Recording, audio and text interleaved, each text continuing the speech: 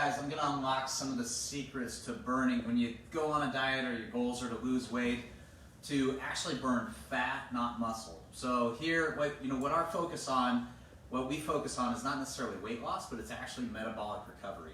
So I'm going to go through some of them. Since it's metabolic recovery, you probably need to know what the metabolisms are, the two different types. There's more than two, but the two that we're going to focus on is a sugar burning metabolism and a fat burning metabolism.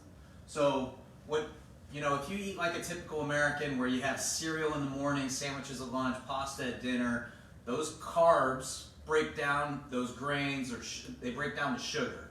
And then what sugar does is it spikes insulin. And then insulin is your fat storing hormone. So it makes sense that obviously you want to take a lot of that out of your diet so that you can bring down that fat storing hormone. And we've known that for hundreds of years with cows. We feed them grain to fatten them up, right? So the other metabolism that we want to move people into, or that people want to get into, is fat burning. So you go from fat, it becomes ketones, and then the hormone is actually growth hormone. And growth hormone burns fat and gains muscle. So we want to most people are stuck in this sugar insulin pathway, always storing fat. And when you're stuck in that pathway for years and years, if you just have like a cheat meal, like you're doing pretty good, and then you have a cheat meal, it'll just move you back into that pathway for a long time. So, people make a lot of mistakes when they're trying to lose weight. So that's what I'm going to cover here. So what we want to do is shift the metabolism over. So you start burning fat, becomes ketones, and you increase growth hormone. And how do you do that? Well, here's how. So when a person fasts, so let's say you fast like 16 hours, that insulin level is going to drop, and then as it drops, then your growth hormone is going to go up, and then we start burning fat. So let's say you wake up in the morning and you're like, I'm just going to have a little nibble of half a piece of toast or something like that.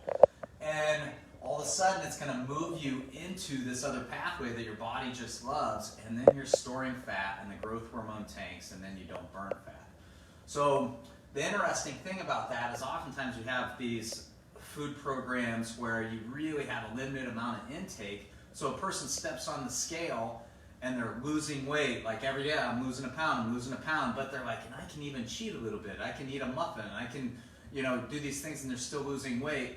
What we do is we look at their body composition, and what happens is they move into, when they, nibble on those carbs and their body isn't adapted yet, they stay in that fat storing pathway, and then they decide not to eat, like they jumped into that pathway, decide not to eat, and guess where the body's going to grab sugar? It burns your muscle. And so that's when you see when people lose fat, they start looking unhealthy. It's because it's burning muscle, not burning the fat.